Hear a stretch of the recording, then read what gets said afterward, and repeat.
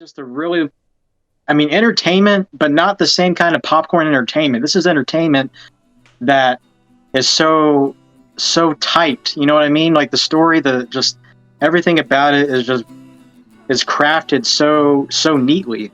I could see myself watching this a few more times, and I honestly, I honestly only have like a handful of movies that I usually watch more than 3 times, and I think this is up there. So that's a testament to how much I like this movie, and I think anyone should go watch this.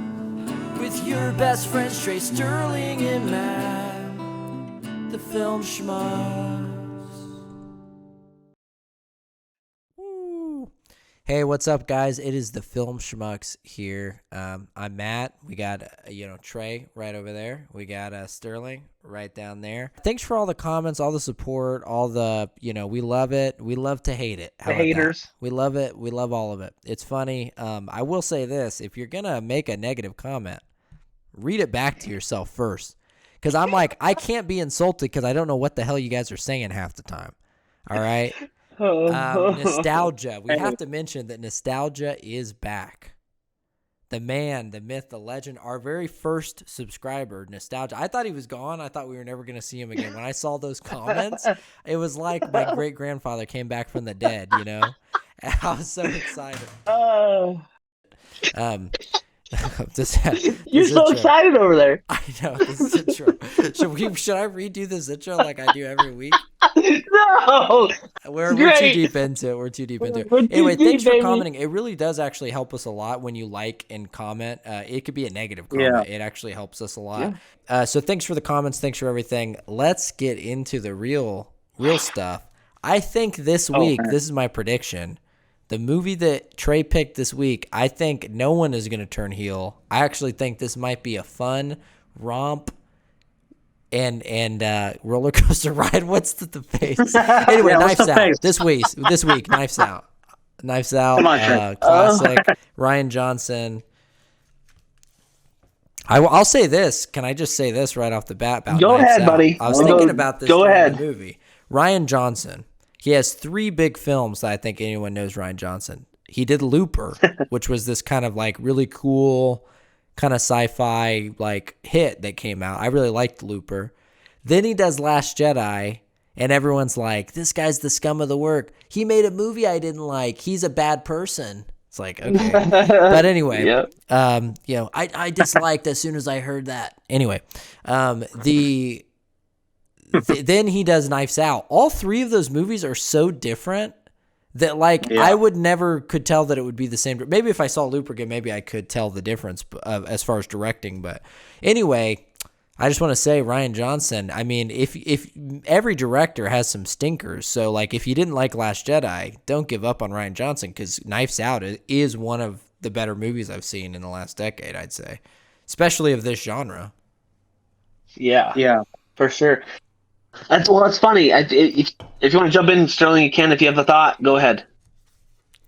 No, I just wanted to say that I think even if it's just 3 films, it definitely shows that Rian Johnson has such a capability of having such variety in his direction, and that's really impressive. And we'll get more into it, and maybe you guys will kind of point more things out. But as far as the story, the way it's written, I mean, the dialogue, I can't really think of a huge plot hole or any kind of problem with the story overall. It's pretty tight and pretty well thought out. So yeah, it's definitely one of the more, I mean, it's entertaining. It's really entertaining, but it's a different kind of entertainment than Godzilla versus Kong. Because Godzilla versus Kong, there's a lot of plot holes and a lot of kind of silly stuff. But in this one, it's entertaining, but it's also so well thought out. And that's why I'm so impressed with it. I mean, I have to say this first. I love jumping in. This is great. Matt, you mentioned Looper, and I think maybe this won't pop into your mind and maybe give you nightmares about letting someone borrow a movie of yours.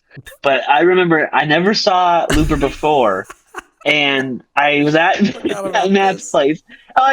And you're like, we're talking about movies. Like, hey, Looper's good. And I saw it on your shelf. I'm like, hey, can I borrow this? And you're like, yeah, man, sure. Fast forward a year later, I still got Looper, and it's the fifth time, bro. I'm gonna mail this to you. So I finally got it back to you. Maybe I have some, some fees, late fees for you. Yeah, I charge interest. But when did you give it to me when we saw Endgame? Was that when you finally got it? It was I brought it. something like it I think it was when we saw Endgame, honestly, because it almost became a joke. It was like this guy, and I kept telling you, I was like, dude, I got it out of Don't worry about it. I was like, I got it out of the $3 bin at Walmart. You can keep it. It's okay. It's not that big of a deal. But I mean, that's a true friend after a year or so giving you, finally getting you back because I moved. That's the thing is I borrowed it. I moved. I took it with me. So I gave it back to you. So anyway, Rian Johnson Looper. It'd be funny if the reason you moved was because you wanted to keep that copy. You're like, if we move, I won't have to give it back to him.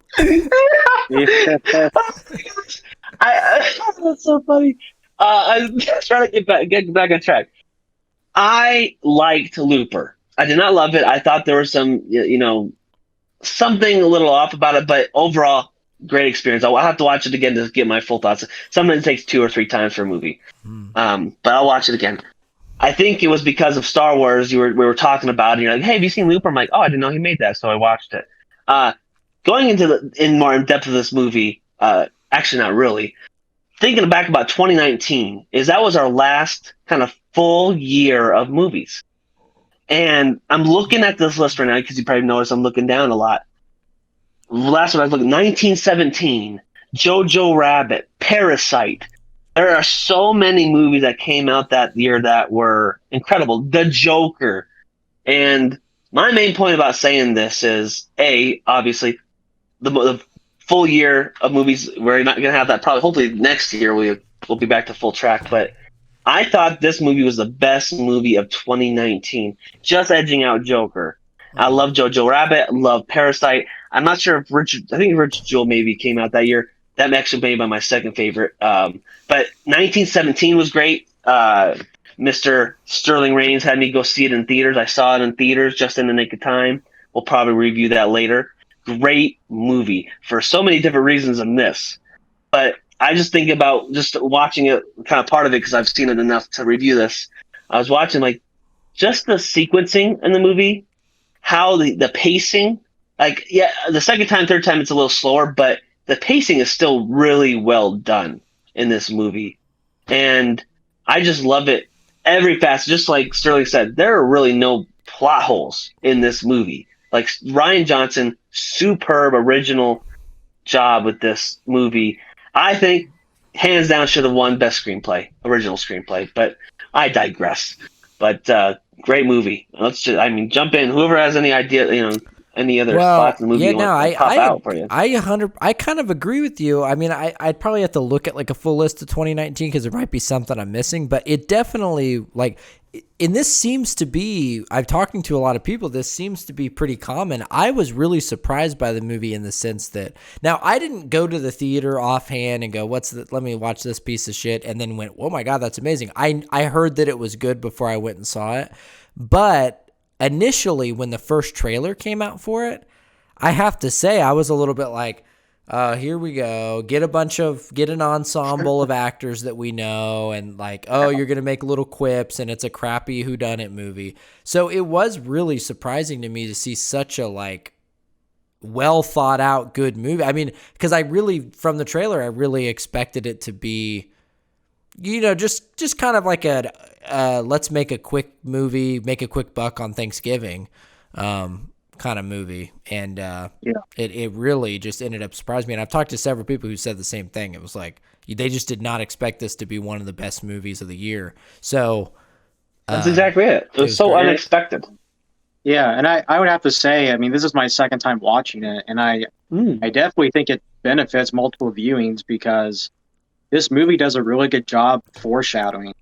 Especially there's a scene where what's his name, Thromby, the head of the house. Yeah. Harlan. What was his name? Harlan. Let me look it up real quick. Yeah, Harlan Thrombey. Don't hate on us, people. uh, anyway, there was a scene where he was with Marta, and there was a foreshadowing with the knife where he kind of says, you need to know the difference between a fake and a real knife or something like that. And it was like, okay, I see what. There's some good foreshadowing. Of course, kind of foreshadows the end, and we'll talk more about the end. But yeah, I have to say, I recognize that too. I was almost digging. This is the third time I watched it, and I watched it, I think about 6 months ago, the last time I watched it, so it's fairly close. I was probably getting my heels a little too deep into stuff this time because I was like, was this a thing? Is that a thing? There's a lot of just great tight writing on certain some stuff like there's some little things like that. All the relationships make sense. Even the end, Benoit Blanc is saying that the go game when they're playing the go game, she's playing it with Harlan or whatever, and he's like, she says something like, see, your problem is that you're trying to play to win. Like, I'm just trying to make art or whatever. And then kind of they do this thing at the end that, like, in that way, she always ended up beating Harlan more than Ransom. And then you have this thing at the end where Benoit Blanc is like, I didn't do that one on purpose. But when he's kind of telling her, like, she does end up beating Ransom just by doing it kind of this way, I don't know. By being a good person. Yeah, by being a good person. There's a lot of good writing there. I noticed a couple things that this is probably me noticing, but I want the fans to tell you this. The intro, basically the first part of the movie is when it's all the interviews. All the families being interviewed, the chair by the knives is like to the right of all the knives. Whenever Marta is interviewed, when they actually sit her down and the coin flips goes up, the chair is right in the middle of the knives. I don't know why, but I just noticed it this time. They don't frame it. I think the only time they frame it so all the knives are surrounding someone is actually Benoit Blanc when he sits down at the end when he's telling the whole thing. But I just noticed it was a little weird that why was the chair was to the right when all the family's being interviewed. When the girl's being interviewed, she's in the middle of all the knives. And it kind of seemed like a little bit of like a thing like, she's really the target here. It's kind of foreshadowing later in the movie when the knives are really out and she's kind of the target of it. Oh, yeah. That's interesting detail for sure. I don't know if it's a thing, but... Well, let me get a nitpick out of the way, and I have to be. Here we go. I gotta go in. I gotta give it to you, even though I love this movie more than you guys. I know you guys liked it a lot, but I love this movie. But what the third viewing, or maybe fourth viewing, it literally kind of bugged me because I think, and maybe it's a bad thing because we're doing these reviews or talking about these movies. I'm kind of putting like a kind of a editorial scope on my eyes for some reason, and I don't like that. But I did notice, or something that I did not like was when they were interviewing the girl, the nurse, the main character. I know it drives the story forward. But in a natural sense, when they're like just talking and asking questions, and she doesn't want to tell the truth, just say, "I'm not going to answer." She's young, inexperienced, and just like why? Just don't answer. You're like, I don't feel comfortable answering. Sorry. I noticed that too. Arrest me. Like, I want to say, give me my rights. I want to say the biggest part. Most of the time, I can get maybe she's in an intense situation and she's frazzled. The one part that I didn't get was when she's talking to Ransom at that food place, and he's like, 1, you're stupid. 2, I'm hot. 3, you're going to throw up in this bowl or whatever it is. And he puts the bowl in front of her. But whenever it's like, basically he's like, you're going to tell me the whole story because you just ate beans and pork. Couldn't she just go, nah, I'm going to leave and walk out? Why? It wasn't like there was a gun to her head. And they almost acted like she throws up when she's lying. That's different than being compelled to say the truth. She could just leave. So that was the only scene where I was like, couldn't she leave? Why does she feel like she has to tell him? But she also was starting to trust him, so I get it. But she literally calls him an asshole. She's like, you're such an asshole. And then she's like, but anyway, here's all the juicy deets. You know. Yeah, there's a It's little bit of nitpick. I a just want to say, loophole. I have a couple nitpicks like that. They really are Let's go. nitpicks. They really are I love nitpicks. it. I'm going to save some. Let's jump in. Well, fine, if we want to get to it. Here's the most glaring plot thing that I have. There's no, it's not glaring really. Like I said, I want to point out these are truly nitpicks because this is really well written. There's nothing that doesn't make sense. There's not any huge plot holes. There are a couple of things where I don't understand why people acted a certain way. Here's what I didn't get. And correct me if I'm wrong about any information here. Fran figures out that Ransom was doing something to the grandpa. She blackmails him and sends him a thing. I know what you did. You're going to pay for it. She wants the money. Why does this woman, the housekeeper Fran, invite, without telling any cops or anyone else? Now, I know why she didn't tell the cops. She was trying to blackmail him. But why on earth do you meet Chris Evans, Captain America, alone in a building and expect to say, hey, you're going to give me the money or else? What do you expect? Like, he's not going to just leave or like kill you? Like, I mean, he can kill you. What? You didn't go somewhere, like you should have went to a public place, like a park or something, and slipped him the envelope. It was just weird. Like, I'm going to meet you in a private place where you can easily kill me. That's the one thing I didn't get. And that's the biggest thing I could see where it's like, this just didn't quite add up. But nothing hinges on that. Because she could have met him somewhere else. She could have not blackmailed him. The rest of the story is not tied to that event. So it's not a big, huge hole, but it's just one thing where I'm like, why would she do that? I didn't get it. She didn't have a gun or anything. I think that's definitely a kind of a thing about, well, obviously it's a plot, and so it's trying to tell a story, but it's like realistically, drive the story forward. Yeah, realistically, that is something that is kind of conflicting. Like, it's not really up to par. So, and I guess going back to the other nitpick for me is, her family is undocumented, or the mom was at least. Yeah. So she kind of, but at the same time, like, I don't know, like, in a real life, like, wouldn't she want to not answer questions? Because she would puke if she told the truth about something that could lead to her family getting caught, like, I don't. Anyway, Matt, you're right. These are just little nitpicks, and it really didn't conflict with the rest of the movie. So I have one more. We're scratching at it. Oh, go ahead. Well, just one more. Yeah. Okay, cut that out. But cut it. No, but I got one more cat scratch here.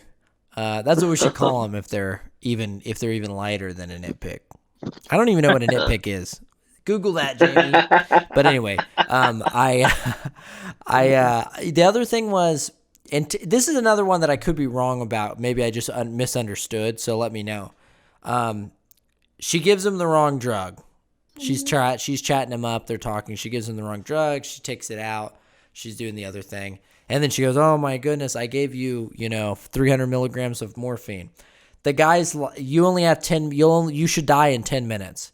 The grandpa's like real casual. It's hilarious. It's both hilarious and heartbreaking. It's a great scene. I love that scene. So I just want to say that. But the grandpa says at one point, he goes, okay, so he's doing the math. He goes, so we must be around 8-ish minutes. So if you called an ambulance, that's going to take at least 15 minutes. So there's no way. And I'm like, even if the grandpa was inaccurate, let's say it's been 5 minutes, she lists off a bunch of things that should be happening. She goes, you should be breaking out into cold sweats, and you should be passing out. And you should do this. None of the symptoms are happening that she said. And not only that, I was paying attention to the time after that because I was like, maybe I'm wrong on the timing here. But when he sits there and explains exactly, here's what you need to do. You need to go up through the window. You need to dodge this. That had to at least been close to 10 minutes, if not 10 minutes. Wouldn't they have gone, wait a minute, you're not dead, and you're also not getting the sweats, and you're not getting the fever, and you're not passing out? Maybe something's wrong. Yeah. Yeah, no, I mean, I can make the same defense, I guess, that I did earlier for the other nitpick. Yeah, it's well. I was thinking maybe the timing was different. I'm assuming that scene is supposed to take place in a few minutes because a lot of it is actually the backtracking of showing her doing the things. So I think it might have misled me to feel like it was longer than it was. And also, it's a panic situation. She assumes she gave him the drug. She's probably not sitting there going, well, what are your symptoms? You know, and he's already made up his mind he's going to cut his throat. So, but it was a thing where I'm like, and I don't know what other way they could have done that. So, I think they shouldn't have had her mention. They just shouldn't have had her mention, you'll get cold shakes and you'll do this, because then you're expecting something to happen, and it doesn't. Yeah. That's a good point. I didn't even think about that. Her naming him off and he's not having those symptoms. This is the third time I've watched it. I never thought of any nitpicks the last two times. I mean, this is me watching the movie the same way. I'm like, is she in the middle of the knives this time? I'm also like, wait a minute, I think it's been 10 minutes, y'all. So, I don't know. Did you notice this time that she really didn't? She didn't. So maybe the man wants to tell a story, but when you thought that Chris Evans that she actually did kill him, did you see that? No. Okay. Well, I knew. Yeah. I was talking. Trey was in town, and we were talking about Knives Out, and I think we were talking about because we were going to review it. And I was talking about, I probably don't need to watch it again. I remember it. And then we started talking about it. And basically, me and Trey I was so confused because the way Trey was talking about something. Yeah. And I don't know what it was, but I was really confused. I'm like, I'm like, well, no, because she mixed up the thing. Because remember, Chris Evans went and switched it out. So then she accidentally killed her. And he's like, no. And at one point, Trey just looks at me and goes, he slit his own throat. And I was like, oh yeah, that did happen. It's like one of the main things of the movie was that he cut his own throat because it was suicide. I'm like, I think I'm gonna need to watch this one again. And that she could, and then what was a cool thing, I was like that at the end when Jefe Blanca is like explaining about the vial, like you knew the weight difference, so you really didn't kill him. Like drug, this is the drug report, you know, like. If I'm real with you guys, when he's explaining to her that she's a good nurse and that she actually got the bottles right, it gets me a little emotional. It actually is a great scene. It's really a great scene. Yeah. And I want to talk about Benoit Blanc because it's so weird. This character, if this movie was bad, this character could be a goofy character that you go, what was he doing in that movie? It's so weird. It works so well. He's such a great character, and all the stuff he says, the funny phrases, the whole donut thing, that could have been a big miss, the donut whole thing. I was laughing. I was like, this is so good. This is so good. It's so funny. He's so sincere, and that's what makes it so great, I think. Great acting on Daniel Craig. I can't wait to see the Blanc in Knives Out too. Oh yeah. Lord. Yeah. He plays it so well. And yeah, I don't know what it takes to execute a character like this in such a good fashion in the way that this movie did. Yeah. But they found it. They found the right formula. So it's hard to tell. It's weird. There's this weird line with a character like that. It's like it could be this is weird and cheesy and takes you out of the movie, or it can be this character, which I got to say, one of the funniest moments in a movie, I think, recently is when he's in the car and he's singing along to the song, and the ambulance comes up, and he just it's just long enough that it's awkward, and then he's like, oh shit. That was making me laugh so hard. By the way, there are 3 times I think in the movie where someone says, "Oh shit." Yeah, and it works. It works every time. I was gonna point this out. I wrote it down. The opening scene is so dramatic, and the girl, if they were gonna do a cliche, when Fran walked into the room, she would have screamed, right? The fact that she just kind of spills the shit and goes, "Oh shit," I think that perfectly sets the tone for the movie, because they could have done the cliche scream, but instead they do like a more realistic reaction that's kind of funny almost, and that's the whole funny. movie. Yeah, it's funny because it's like, she's saying shit because she's about to drop something, not because she found a dead body. Yeah, which exactly. I thought was hilarious. Well, that's why it's so good about it was that's what I was thinking. And do you think she's gonna drop the whole, like, you're gonna see the camera pan, like, not pan down, but like cut to her feet in the tray fall? You're expecting that kind of thing in the scream, and then she spills the coffee, and it's all So it's perfect, like you said, the perfect. I think what this movie does is it takes all the best tropes of a murder mystery and kind of twists them a little bit, but it also leaves out, like, because they could have done a lot of class tropes. She could have screamed. You could have seen the glass breaking in slow motion on the ground. There was a lot of stuff like that. They're like, let's nix this stuff. This is too tropey, but let's take the stuff that people like about murder mysteries and then also twist it a little bit. I mean, it's really the fact that you can do a murder mystery in a new, unique way. I think that's why Rian Johnson writing the movie and stuff, it's like you have to give him so much credit because it's just like hats off, because the writing was so good in this movie where you think you know her. It's not a murder mystery. You think you know who the murderer is through most of the movie.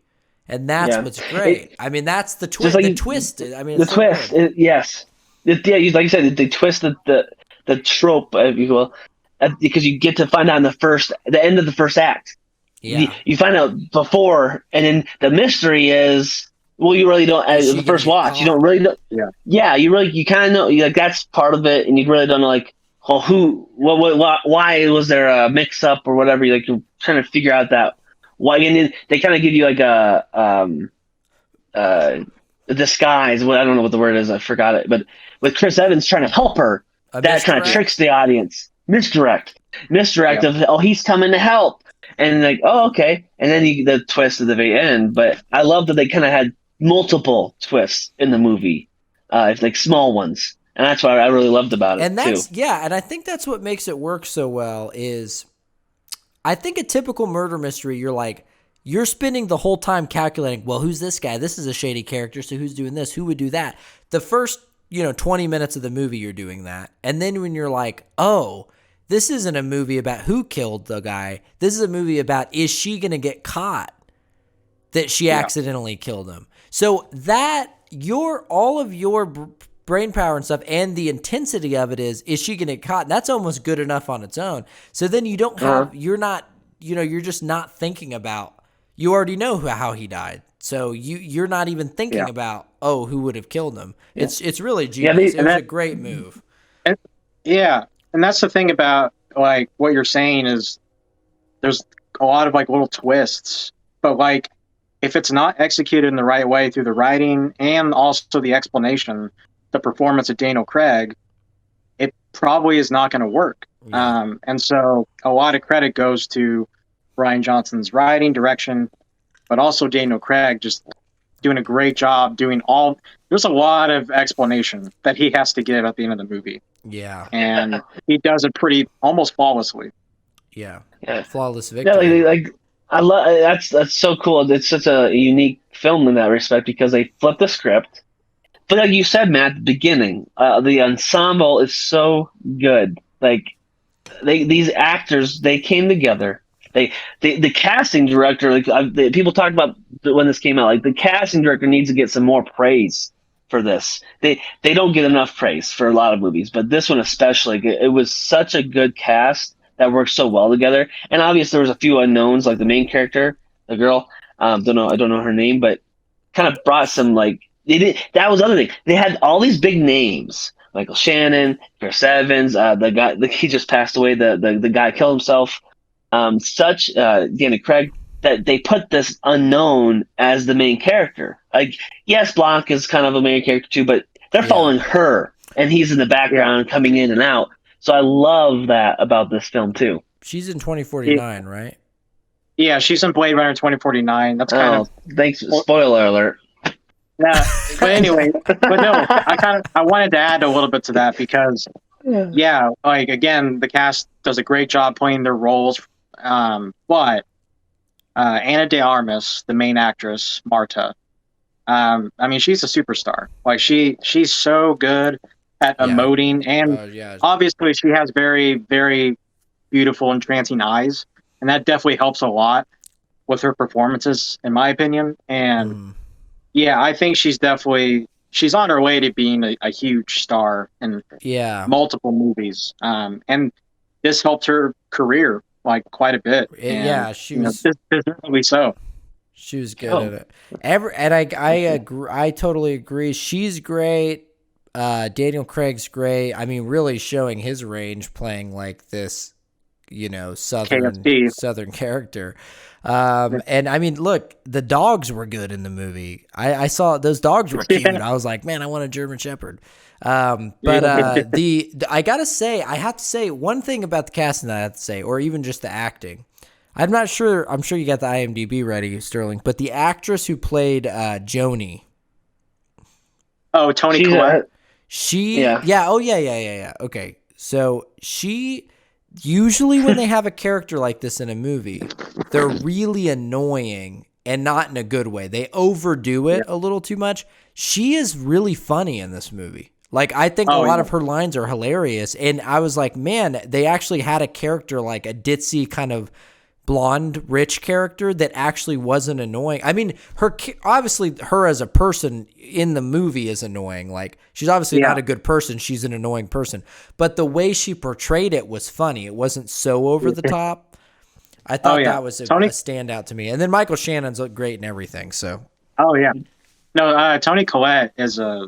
I mean, she's not in enough movies, in my opinion, and I can't wait when we watch Hereditary because oh, you just blew my mind. She's the main yeah, she's the main mom in that, right?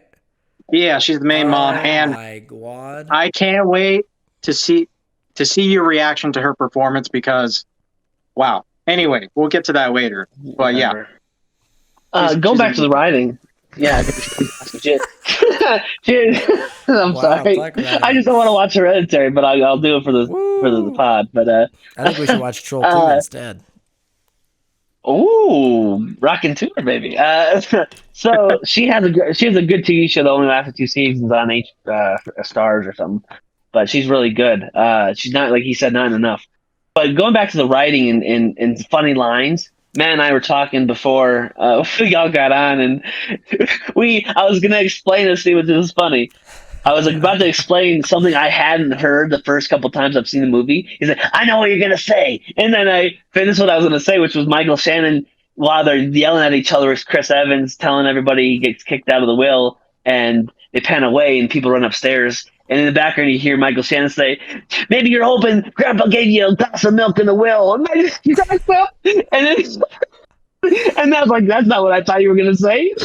No, I noticed it this time. Maybe it was because of the subtitles, because I watched it with subtitles on. But whenever Chris Evans, it's a hilarious scene when Chris Evans just Yeah, sitting there and he's just yeah. unleashing on Eating the cookies. family, and he's Yeah, eating cookies and he goes, "You can eat shit, and Eat- you can eat, and you can eat," and he's just yeah, pointing at him. I mean, Chris Evans is great in this too. We should mention. yeah. He's just this kind of like, you know, a-hole douchebag son of the family, but he that scene whenever he's calling me and they're all fighting and the detectives and Benoit Blanca leave upstairs because they're going to check the footprints. As it's fading out for that scene, you just hear the dad go, "I will not eat one iota of shit." And it was just like a weird, unnecessary line that was funny. By the way, speaking of funny like arguments in the movie, whenever they're having the political argument is so funny to me because I love that they just did it in this way where it's just encapsulating how stupid people sound when they argue about this kind of stuff. Like and then I think Fran was speaking. It was almost like Rian Johnson was. This is maybe my theory, but it's almost like Rian Johnson is probably because politics is so crazy the last couple of years. That was his way of just like whenever Fran says, bring me back in here when the politics is over. I think he was probably just like, let's make a fun movie that's not divisive. You know what I mean? Like Yeah. there's like, it has nothing to do with politics. There's nothing. So the way that they use politics in this is like the politics is the butt of the joke. It's not even trying to take some side. It's just like making fun of like exaggerations of arguments that people, well, me and Oh Chrissy yeah. were joking. We're like, they're not even exaggerating. This is exactly when they're talking about deporting the people or whatever, immigrants. That's exactly the type of stupid argument you would hear people have. Like both sides of it was just like, oh, this is just like so non thought out. I thought that was actually a good Thanksgiving movie moment because it really felt like home, felt like family. Olive Garden. Yeah. Also, rest in peace to Christopher Plummer, and he did a great job in this as well as the Harlan Thrombey. So yeah. But I'm yeah. glad you had the IMDb there. Quit acting like you're his friend. Yeah. Just kidding. Were you in his will? It's okay. It's okay. He got him mixed up with Kevin Spacey because he saw Kevin Spacey at Target, and this is Kevin Spacey's body double taking over for his films. Oh, Inside joke. I want to watch that. Sterling met Kevin Spacey at Target. Anyway. Christopher Plummer took over a role of Kevin Spacey, so that's what's so funny about it. Okay. I thought you were doing something. Yeah. Okay, I gotcha. It was like, what, One for the Money or something? I can't remember the name of the movie. Yeah, something like that. I was sweating bullets during this movie. Speaking of mix-ups, I was sweating bullets because I'm looking it up right now. I might have this wrong. Lakeith Stanfield, the guy who played the detective, not Benoit, but the other guy. I was like, that guy looks familiar. He's in Judas and the Black Messiah, right? And Christy starts looking it up on their phone, and I was like, I hope he's in that. Because, you always look racist if it's a black actor, and you're like mentioning like, wasn't he in that one movie? And you're like, no, that was some other guy. But it was. Yeah. He was in the movie. I just want everyone to know right now. Before I get a comment that says, I disliked and unsubscribed as soon as you mentioned Lakeith Stanfield or whatever. And you didn't know that he was in that new movie. I was going to mention before, just before we deviate too far, that before I was thinking about how different this movie is in different sections of it. This is like, I was thinking 2 movies in one, because the beginning, I would say, it's actually 3, but maybe not just because of the acts, but the beginning when he's doing the interviews, like that is such a different movie because it's setting up before we find out that in actuality he really did kill himself and he wasn't dying. He's the editing was great because he's like, oh hey, thank you very much, and it cuts back to another character being interviewed, like so smooth. And then once we find out, the movie kind of changes. You could feel it almost. Where now we're just following her because now she's under fire. She's racing around.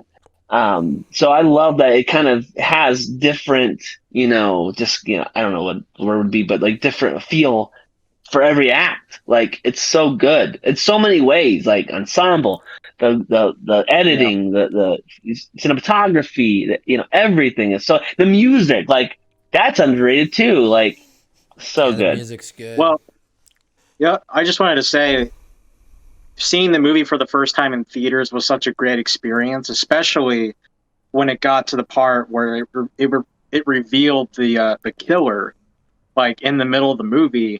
I just remember my reaction. I remember the friend I was with, their reaction too, and it wasn't like a gasp, but like my reaction was kind of like, oh my gosh, like I did not expect this. This is great because. It was okay starting out because, okay, this is kind of a conventional, mystery kind of murder mystery. And then when the great scene happens with Marta and Harlan and just, I mean, that scene where she, witnesses his suicide and then goes outside the office and just, it's a great close-up shot of her face. Just a great close-up shot, just showing all the nuances in her emotions and how, she has the immediate shock and then slowly she's kind of realizing, okay, I gotta do exactly what Harlan told me to do because, there's so much at stake here. So yeah, just that was such a great theater moment, just seeing that happen. Oh yeah, for sure.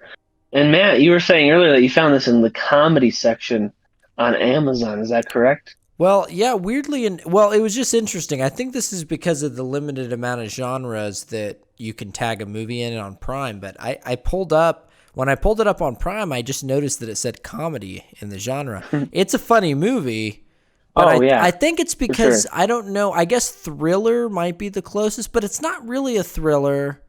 It's not a horror. It's not. It's not really. It's a mixture. It's a mixture of several things.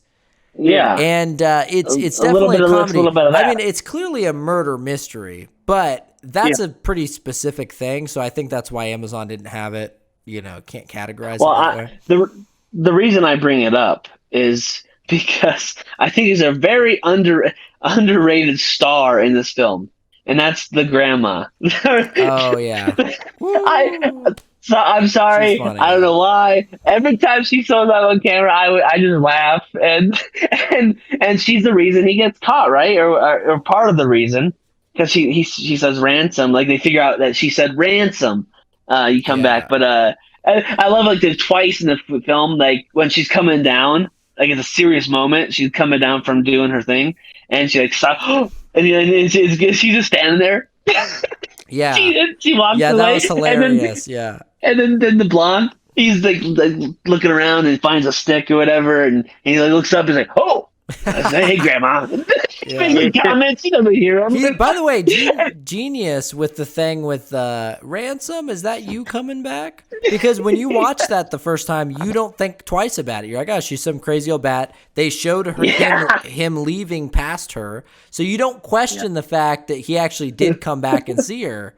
So it's genius. Yeah, really good detail.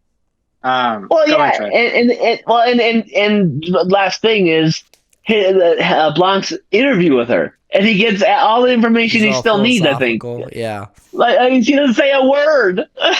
her she's stone poker face, like pure. When she starts laughing in the room when the will thing, like I can't remember exactly what scene it is. That I laughed this time. I'm like, man, I've laughed at that all 3 times of this movie. Yes. It's just funny. Oh my goodness, what a movie!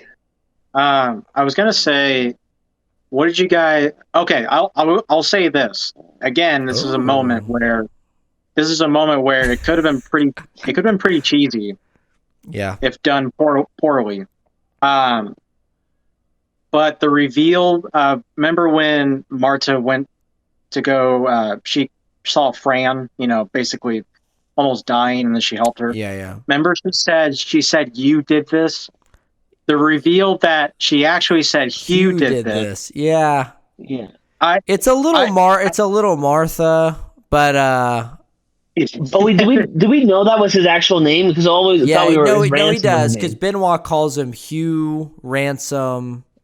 Whatever the last name is, Lewis or. And then he says, "Only the help can call me Hugh." Yeah. So. Okay. But anyway, that's a credit to to Daniel Craig's performance, though, because it could have been real cheesy. It could have been real cheesy, but in the first time watching it, I was like, "Oh, okay, that's kind of clever." Yeah. So it sold me. I mean, I have adamantly defended the "why did you say that name" Martha moment from Batman v Superman. So I got no gripes here on the humongous or whatever. But oh man, the Fran when Marta finds Fran. I feel like the spider was a bit much, but I also know that's an old cliche. So, but it was a little bit like, just a big spider crawling on her face? Why?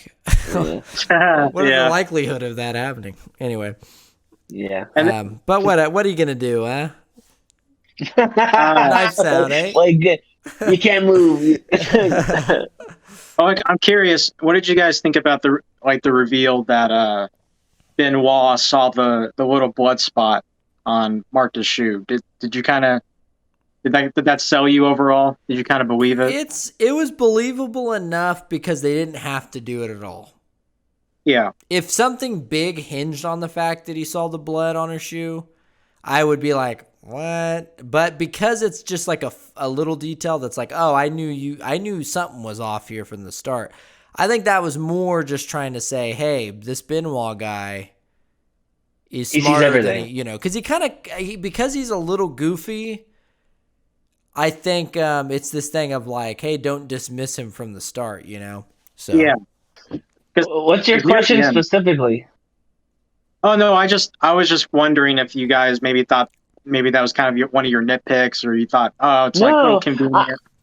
because they kind of, as you were saying earlier, foreshadow. I thought there was going to be a bigger deal because they got you zoom in on it.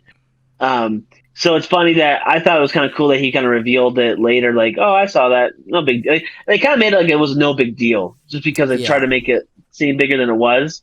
But that I, what did he say exactly? Like I knew you weren't involved, or something about once I saw that blood spot, I knew you were good, or whatever. Like, wasn't there something like that? Uh, yeah. He said, I knew you had something to do with it as soon as, or it's like, but how did you know? Whatever. And he's like, that blood spot on your sneaker or whatever. Yeah. yeah. Anyway, it wasn't cheesy for me, if that's what you're trying to ask. But I'm No, I glad just that they hear. didn't just. I'm glad they talked about it, but didn't either over explain it and not forget it, because they kind of, like said, they zoomed in on it. They kind of like did it real quick, so I kind of like that. Yeah. I Yeah. think that's a good way to do it. And it was subtle, and it wasn't a Yeah, subtle. crutch. Yeah. It just wasn't any kind of crutch to the story. If it didn't happen, It, if he didn't say that line, we wouldn't have thought anything. And that's why it's yeah, okay, because it's like, it oh, was a they threw that misdirect. in as, it's just an interesting thing that they threw They in. So, completed the misdirect. yeah, They didn't just throw it out there and leave that's it. a good way. They Yeah, that's a hey, interesting. we explained it. Yeah. Interesting. Yeah. No, I agree overall. But oh, thank you, Sterling. Finally, a time he agrees I know. fully, and not like I agree and I disagree. Yeah.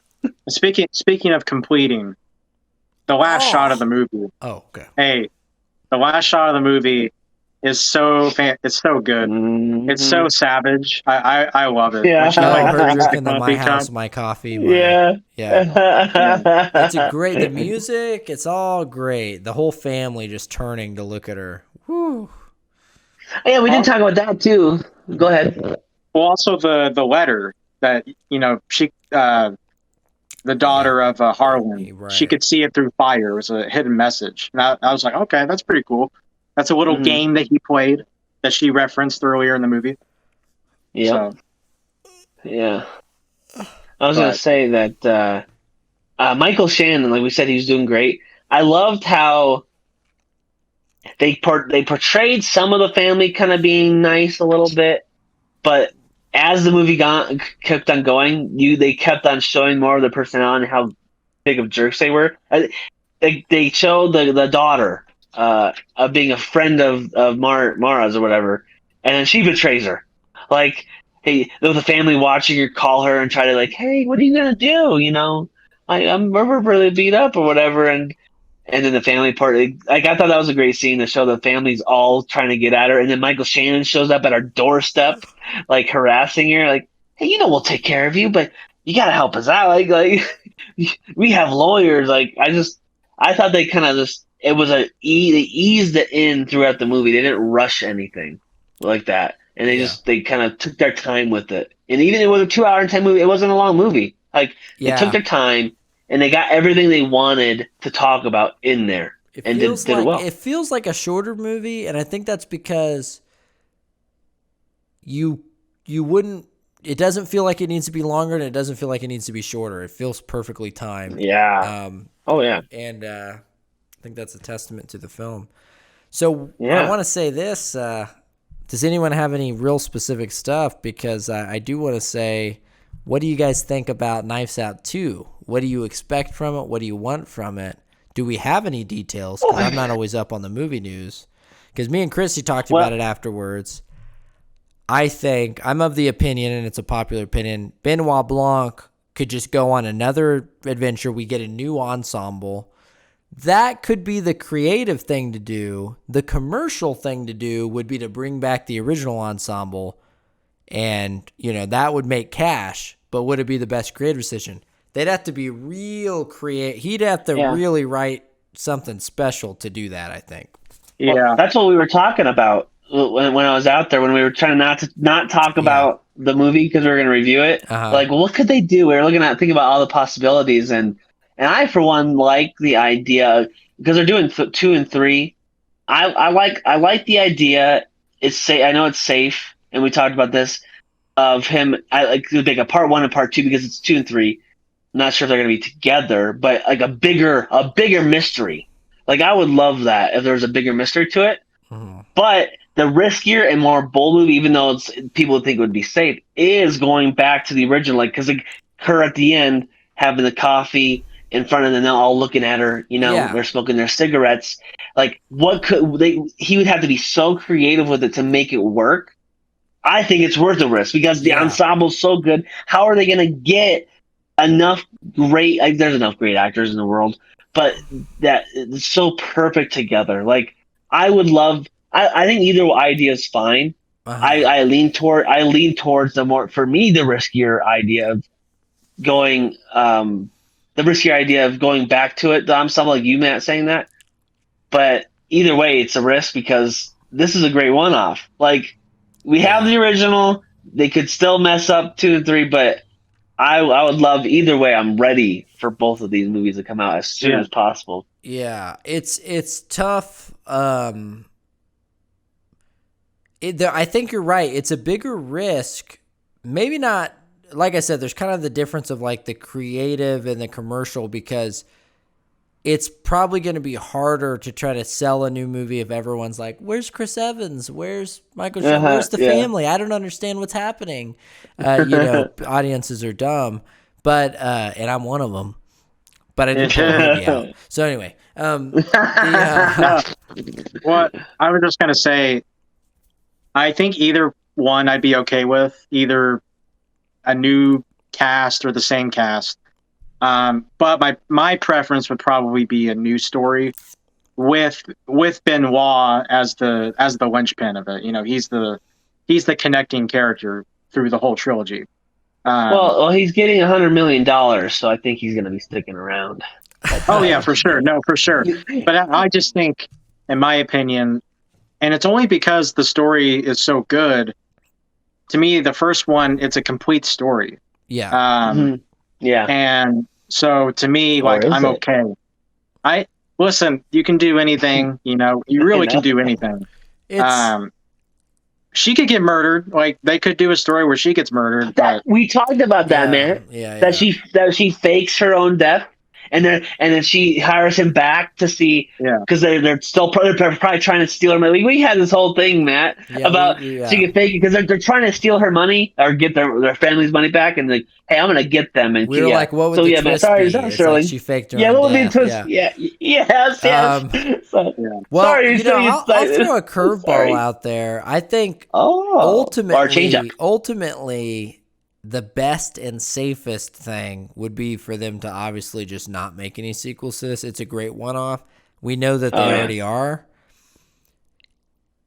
And so the risk has already begun. As soon as you go, I'm gonna go ahead and commit to a sequel. Unless here's the thing. What if Rian Johnson had already had a genius plan? You know what I mean? But if he's like, hey, it did well, I'll do another one. And now he's got to sit there with all the pressure of doing and all that money stacked up behind him, like the Joker, exactly. The Joker in Batman. Yeah, and I don't want him to light it on fire, But so that's only a quarter of it.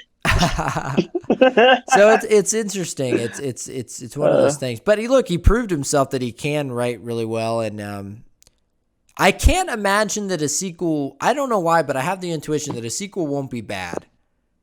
The question is, can it live up to the first one? Yeah.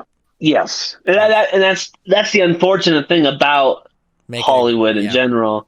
Like it's hard for sequels to work, but he's been working on it. Like I think they said they ordered that second movie was announced like when the first one wasn't even out yet or something. It was crazy. Like the first. Well, he said that he's been. When that one came out, he said he was already working on a new script, a new story. That's what. But this deal where it lands is what made it official. But he's been working on it for a couple of years now. So I'm not worried about him rushing anything because he had, like, I think, like you said, he had ideas before that film got hit the theaters. Yeah. Like he knew what he was doing, and with Looper, that was original, correct? Was that his original idea? Yeah, Like that he was, wrote that? I think so, yeah. Yeah. So he's, like you said, proven He's a himself. creative dude. He had an idea and he's doing it, and which may lead people to think that this might be all connected. But like you said, who knows? It's a toss up. Like for me, if I had to choose, I I like the idea of going back to the same family because I love the ensemble. But if it is a new idea, I want it to be a part one and part two. I don't want a part or the second one being its own thing and the third one being its own thing. Like having 4 or 5 of these, Let John Wick have 4 or 5 great films. I want a good two. I want a good 2-part. Like screw anybody that thinks Avengers: Infinity War and Endgame aren't a part 1 and 2. Screw you. I want a good part 1 and part 2. Come on, baby. They can be their own individual things like Infinity War and Endgame. They were individual, but they were a part 1 and part 2 story. Like, come on, people. Let's get that. I love those kind of story arcs. I don't like a one-off. I don't like one-offs. I want a long, like, I don't want a season. I don't want 10 episodes of 43 minutes. I don't want that. Give me 2 great movies that are connected. Amen, brother. To that. Hey, and let me throw this in your ass and see if it's work. What if second movie new thing going on, like new thing, whatever. I know where you're going. Third movie, it all connects. Yes, the first movie is involved in the second movie. Like what if there's a reveal in part 3?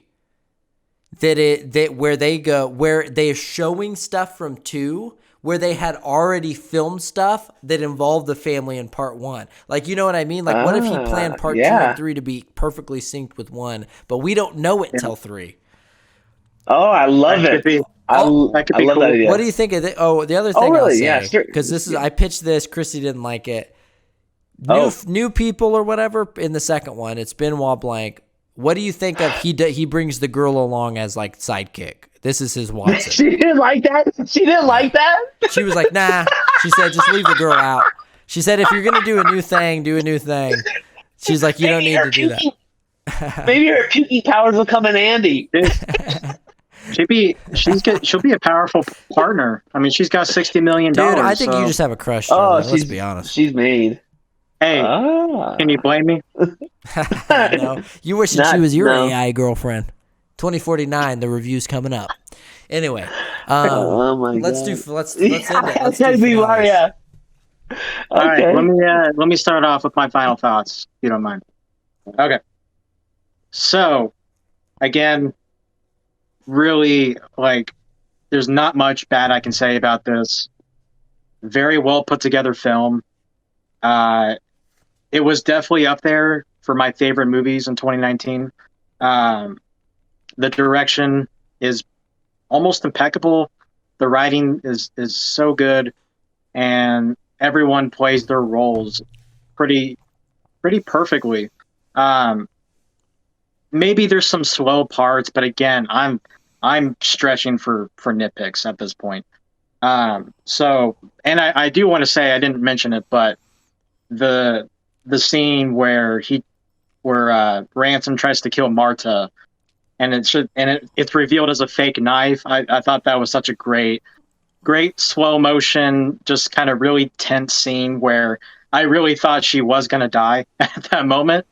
And it was such a good swerve, and he got puked in the face, and that was pretty funny. But yeah, no, just a really, I mean, entertainment, but not the same kind of popcorn entertainment. This is entertainment that is so tight. You know what I mean? Like the story, just everything about it is crafted so neatly, and yeah, just some really funny moments. And I could see myself watching this a few more times. And I honestly only have like a handful of movies that I usually watch more than 3 times, and I think this is up there. So that's a testament to how much I like this movie. And I think anyone should go watch this. I'll go here second. I think this movie is this is what happens when everything goes right in filmmaking. I think usually I feel like things work a little better when when it's a writer director, because you're letting your vision unfold the same way you wrote it. And maybe that has something to do with it, but you have good writing, you have good directing, good acting, good casting, good editing, good music. It's one of those things where, I mean, you might be there, like we were trying to nitpick very specific things, but the movie is just so tight. It doesn't feel too long. It doesn't feel too short. And I would say the writing is exceptional in this movie, and some of the acting is exceptional, and nothing falls below subpar. It's not like, well, everything's great, but the editing's a little weird here, or everything's great, but I didn't get the soundtrack, or it's like everything just works in this movie. I mean, it's just a good example of everything going right in filmmaking, and it's funny, it's engaging, and it is fun to watch multiple times. This is the third time I've watched it, and I've enjoyed it. I'm enjoying it as much as I did the first two times, so I think that speaks a lot to the movie. I think that's all I got. You said it beautifully. Like, I can't add much more to the thoughts of the movie, because you're right. Everything worked. It was one of those rare occasions that everything came together perfectly. And I think you are right too, that with a director that is the writer, that can actually not be stopped to do his thing, like to do what he wants, kind of helps. A little less stressing on them. But as we've said over and over again, ensemble's great, cinematography, editing, everything's great in this movie.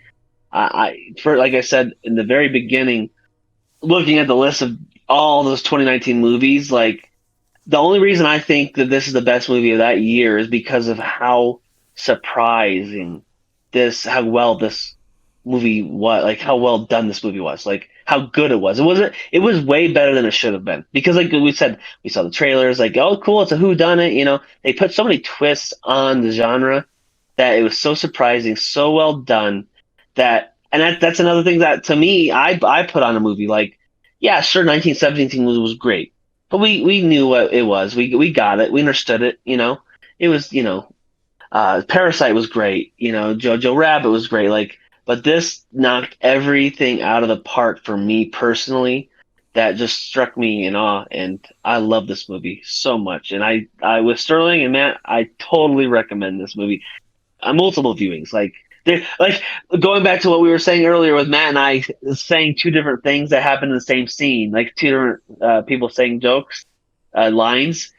I didn't hear his line, and Matt didn't hear my line, which, like, I've seen it 3 times. Like, picking up little things like that, like, that's another thing a director can do too, is just add little things that maybe you didn't pick up on the first time that you can appreciate watching a second time.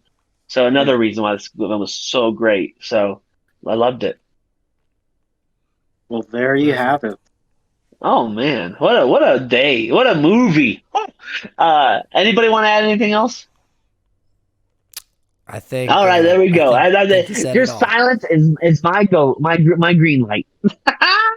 Last Jedi was actually kind of a good movie. There you go.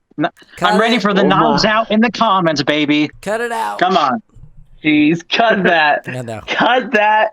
We're going to get destroyed. It was all good until the last 30 seconds. I'm just liking this. Thanks, Sterling. Dang it. Hey, real quick.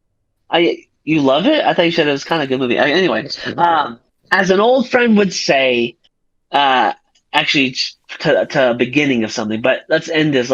He would say, let's pluck this chicken and it. Let's get in this thing, all right, people? His reaction. Oh my god, we're gonna have to cut this whole outro. Wait, right. I think I might have my movie choice. Wait, what is it? What is it? Wait, Oh, I'm sorry. I have to check Netflix and see if it's still on there. I'm sorry. Just do the outro, Trey. This is ridiculous.